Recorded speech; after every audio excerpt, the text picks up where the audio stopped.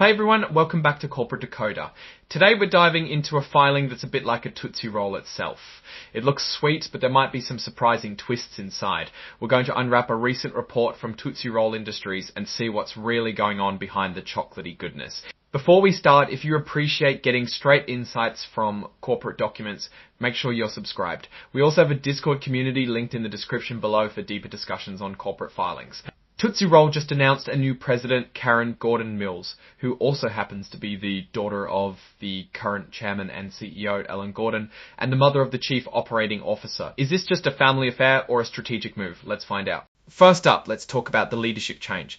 Karen Gordon Mills is now the president and a director. This is a big deal because it shows who's really calling the shots at Tootsie Roll. She's not new to the game, having worked in executive roles and invested in manufacturing and consumer goods companies.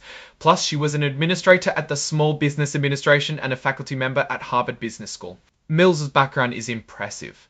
Before this, she was the head of the US Small Business Administration from 2008 to 2013. Since 2014, she has been a senior fellow and a teacher at Harvard Business School. This shows she has experience in both the business world and in government. Now let's talk money.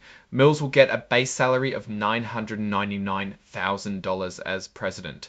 She can also join the company's bonus and benefit plans, which are described in the company's report from March 27, 2025. It's good to know that her pay is similar to how other top executives are paid at the company.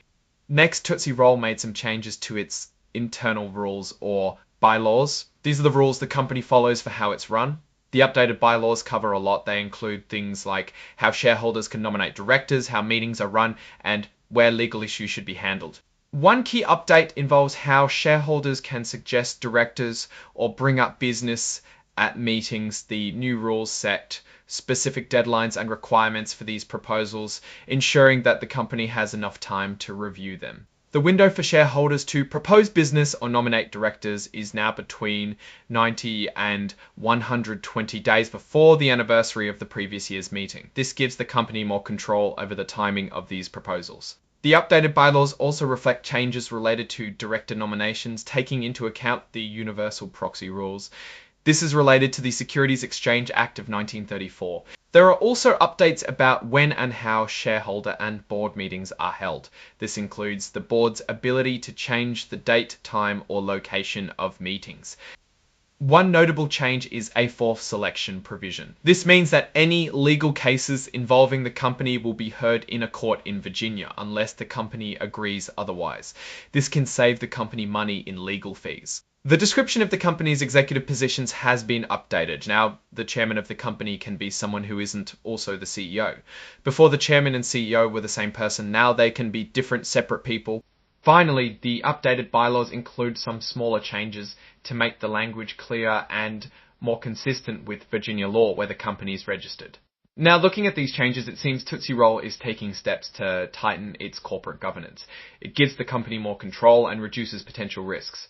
So what does all this mean for Tootsie Roll? The appointment of Karen Gordon Mills is interesting given the family ties. While she brings a wealth of experience, some might see this as a continuation of the company's tradition of family leadership. Will she bring fresh perspectives or will it be more of the same? The changes to the bylaws are pretty standard for companies wanting to maintain control and reduce legal risks. However, it could also make it harder for outside shareholders to influence the company. Alright, that's our breakdown of Tootsie Roll's latest filing. What's your take on these changes and what they signal for the company's future? Drop your thoughts in the comments. If this analysis was valuable, hitting that like button really helps, and subscribe for more deep dives. Don't forget to check out the Discord in the description. Thanks for watching and see you next time.